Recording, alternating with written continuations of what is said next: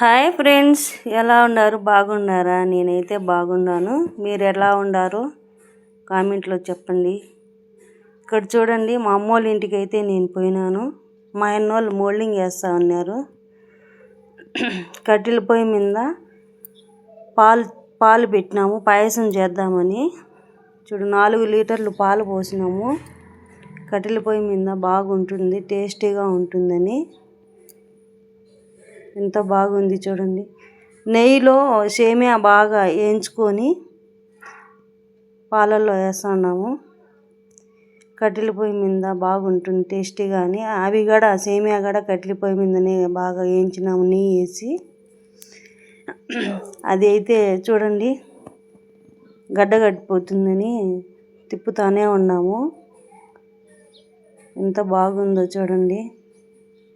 కట్టెల పొయ్యి మీద అయితే బాగా టేస్టీగా వస్తుందని చేస్తున్నాము. చూడండి, పంచదార వేస్తున్నాము, చక్కెర,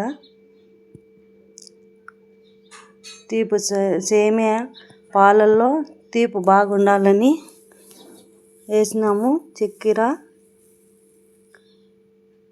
పాలు చాలా కాబట్టి చక్కెర కూడా చాలానే వేసినాము. ఇప్పుడైతే సబ్బిం వేస్తున్నాము. సబ్బిం కూడా రెండుసేపు నానబెట్టుకొని, చిన్న సబ్బింని కొంచెంసేపు ఒక 5 నిమిషాలు నానబెట్టుకొని పాలల్లో వేస్తున్నాము. చూడండి, అవి సబ్బిము కొంచెము లేట్ అయితే గడ్డ కట్టిపోతుంది, అందుకని తిప్పుతున్నాము. జీడిపప్పు, బాదం పప్పు అయితే నెయ్యిలో బాగా వేయించుకున్నాము. జీడిపప్పు, బాదం పప్పు కూడా వేస్తున్నాము. అది తిప్పుతానే ఉండాలి, ఎందుకంటే కట్టెల పొయ్యి మీద కదా, కింద మాడిపోతుంది. కట్లు బాగా మండుతాయి. చూడండి ఎంత బాగా. నెయ్యి కూడా చూడండి, అంతకుముందు నెయ్యి వేసి బాగా కాంచినాము జీడిపప్పు అవి. ఇప్పుడు మళ్ళీ నెయ్యి వేస్తున్నాను టేస్టీగా ఉండాలని.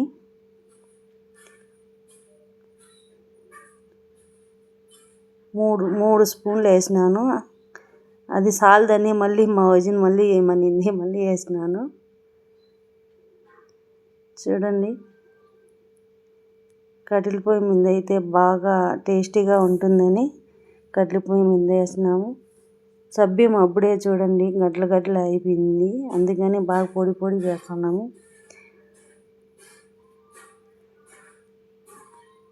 మళ్ళీ అదే పొయ్యి మీద వచ్చి వెజిటేబుల్ బిర్యానీ చేస్తున్నాము. చూడండి, అన్ని కూరగాయలు అన్నీ కట్ చేసుకొని, కొత్తిమీర, పుదీనా, మసాలా అంతా వేసుకొని బిర్యానీ చేసినాము. వెజిటేబుల్ బిర్యానీ చేసినాము.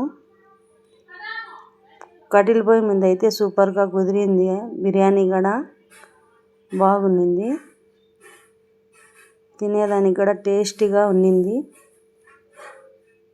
చూడండి ఎంత బాగుందో, కలర్ఫుల్గా వచ్చింది. కుర్మా కూర కూడా పొయ్యి మీదనే చేసినాము.